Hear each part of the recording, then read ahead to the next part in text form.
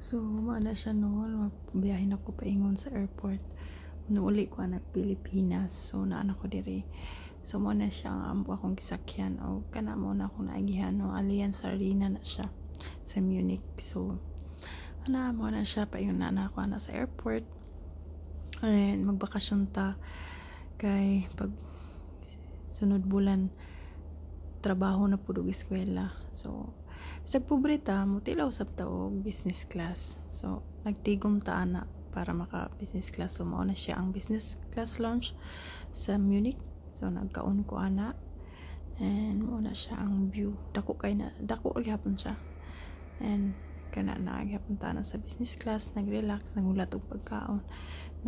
Nagkuha og pagkaon. So nagulat-hulat ana, so mao na siya ang pagkaon.